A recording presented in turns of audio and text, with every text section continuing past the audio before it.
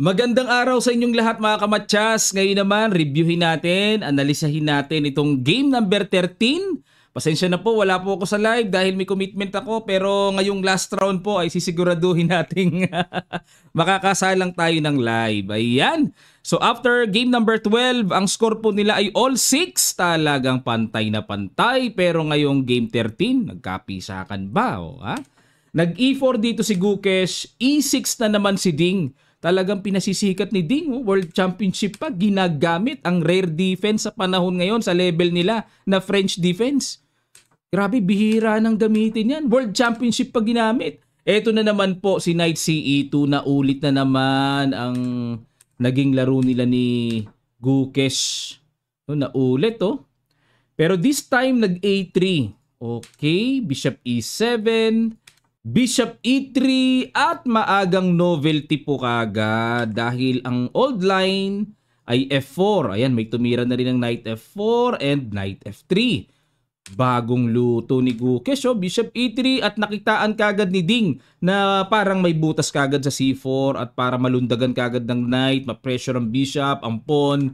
Knight F4, okay, inabangan, kakainin ba yung Knight na yan? Kinapture muna ang Pawn sa D4. At nag-Knight C4, talagang tinuloy. Tinagpas talaga ni Gukesh.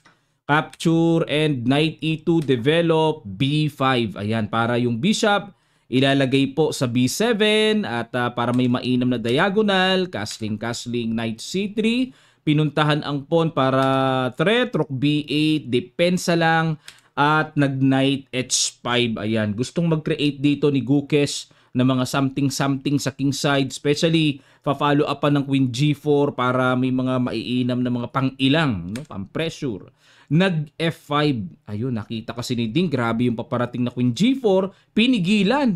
Inenpasan capture. Takes. Queen F3. Tineret ang Knight. Teka muna, may lalim, malalim. Knight takes D4. At nag-Queen E8 lang dito si Ding. Nako. Sandali lang inisip, mga 3 minutes lang. Pero alamin muna natin, may karga po, Pag kinapture ito, magna-Knight takes F6 muna. Okay, check.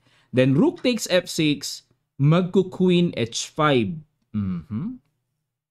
So dito, pakain itong pawn pero parang ang tingin ko dito is parang magiging pintuan lang na maaatake ang black. Medyo malalim talaga, matindi mga kargahan. Biri mo, pakain yung pawn sa D4 pero pag nawala pala yung dark square bishop, parang lumalabas. Biglang magiging expose yung black. May Rook AD1 paparating. So isa pa. What if Rook F5, Queen D1? So nakapin. Pagka gumanon, kakapturing na daw, takes, and then Bishop takes A7. Ayun, biglang pag na-exchange, Pero lamang pa rin dito sa pawn structure ang puti kasi po ay 3-pawn islands ang black. Lamang pa rin ang puti dito. Slightly better. Balik tayo sa Queen E8 na ginawa ni Ding at Knight takes na, Rook takes, and Queen E2, Queen G6. Ano plano? Para pag nag-Bishop B7 mamaya, ayun, diretso, may pressure sa G2. Sinangga kagad yung naaaninag, nai-imagine ni Gukesh na diagonal. Rook F8. Ba't kaya pumunta dyan? Lilipat ba sa D8 para i-concentrate sa isolated pawn? Rook AD1, ready to break na rin po anytime, pero tina-timing lang Knight E7. Ayun, dito mga kamatsas, nagpakawala ng kakaibang tira. Good move na tumbukan ni Gukesh. Sige po, pakiguess nyo itong malapasel na binitawan ni Gukesh. Sa ilang sandali lang, tutuloy kagad natin. Start.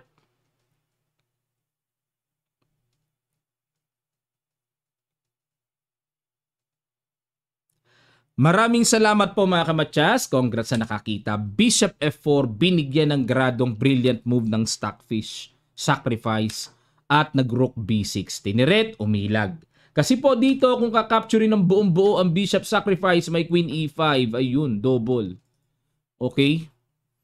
Mga tiradang malupay. So, Rook B6 at nag-Bishop C7. Kinulit muna. Rook B7, Bishop D6. Okay, pin, Rook E8. Kinapture na. Takes, and then Queen E5. Ayun. So, dito, ang gustong mangyari ni Gukesh Knight ang kanya versus hanggat maaari mapanatili niyang bad bishop ang bishop ni Ding dito. A6 para suporta at nag D5. Ayun na, binirake na. Pero tamang timing ba yan? Ayun, no? Parang medyo hilaw pa. Nahihilawan ako dito. Sayang kasi, no? Kasi isolated to. So H4 lang po yung tira ng computer. So nasa D5, nasa computer pa rin naman yung D5. Takes, Queen E6, Queen C5, ilag, Rook E8. Ayun, sinalubong na Queen F7, Knight E4. O sasapulin doon sa D6 para triple attack. Rook F8. Good move. At nag-Knight D6 parang double pero may Rook C7. Sakto, timpla. Sakto. Queen E5. So hindi po pwedeng makipagsabayan kasi kakapturin lang eh. Sakto. Queen E5 then Queen F6. Sakto na naman. Queen D5 checking H8. So tingnan nyo po yung evaluation bar. So safe na safe ito sa black. Rook E5. Rook E7. Salubong. O bawas-bawas, H6 pasingaw. Kailangan sa back rank yan. Queen C5, Bishop D7. Grabe, timplado yung mga posisyonan dito. Oh. Yun, teka muna mga kamatyas ha. Wala bang mga nakakailang na mga check-check dito sa ilalim? Bakit hindi ganyan ang ginawa? Capture dito. King G3, then Bishop F5. Ano meron? Parang okay naman. Diba mas nakapingas ng pawn? Bakit hindi ganyan ang pinasok ni Ding? Yun ang tanong. O parang okay naman, diba? Nakapitas ang pawn eh. Pero ang ginawa dito is Bishop to F5. Queen D4, threatening matchas. O di na depensa na rin yung B2. Rook G8. So depensa H3, extra singaw. Para pag chinek-check ay making H2 check. O King F2 naman pumunta. Capture. C3. At kinapture ng pawn. Teka muna, bakit hindi po ito? Pag kinapture yan, sisimplihan na lang po ng ito na yung mga malalalim na rook and pawn ending, mag-rook C4 tapos rook A4. Grabe mga na aninag nila sa endgame, no? Rook and pawn ending. So, B takes C3, Queen takes A3, King H3. Ayan po, no? So, may pagagapangin ditong pass pawn si Ding. Rook B7, ayan no, medyo gumagawa kagad ng paraan si Gukes dito na dito pag capture kasi Rook C7, may Rook A8. Ang lalim ni Ding sa endgame ano. O iniwasan ni Gukes, Queen C6, kinapture na, capture din may bawi and then Rook A7 at chumek doon. So Queen B4, takes and then yan. So alam na po nila yan. 3 versus 2 pero same side. Wala, hindi magkakatalo. Napakalabo pong magkatalo niyan. So, alam na nila yan. Kahit na magpalamang ng isang pawn. Ayan. Very easy na sa level nila yan, mga kamatyas. Huwag ka lang titira ng super blunderacious. Ayun, sacrifice. Pag kinapture, may bawi din sa G3. Huwag ka lang titira ng super blunderacious na mapapasigaw si coach. Di ka matatalo dito. At natabla po ang kanilang game 13. Ayan, mukhang tama yung hula ko. Yung pakiramdam ko. Kasi po nung game 12 sa live natin, sabi ko pag nanalo at na-neutralize nga ni Ding, sa malamang yung last 2 rounds mukhang magkatabla. So game number 14 na po mamaya, pag nagtabla yon ay dediretso na sa tiebreaker rapid games. So yun po yung mangyayari. Sa palagay ko baka di na magkapilitan. Palagay ko lang naman yung last round baka di na magkapilitan eh. At dediretso na sa rapid tiebreaker games. Grabe no, halos match na match ang dalawa at ito pong si Ding ay bandang huli humuhulma no. Bumabawi siya ng shape niya. At ayon kay Garry Kasparov, hindi niya masabi kung si Ding ang mananalo. At kung liban na lang kung marirevive daw yung old Ding.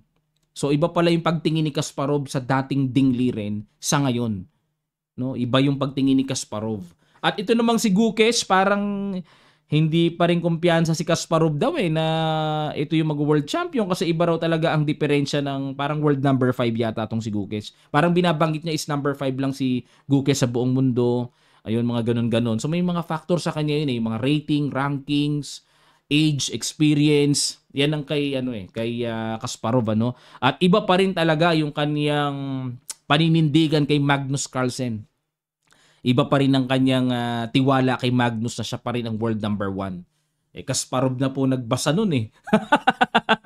Grabe, legend na po yun. Okay po, at yan ang ating masasabi dito sa katatapos lang ng game number 13. At abangan nyo po, supportahan nyo po sana yung ating live streaming for the last standard game, game number 14 po mamaya ay sama-sama po nating subaybayan. Okay, maraming salamat po at sa mga hindi pa po nakakapag-subscribe, subscribe lang po kayo dito sa channel na to. Kita kits!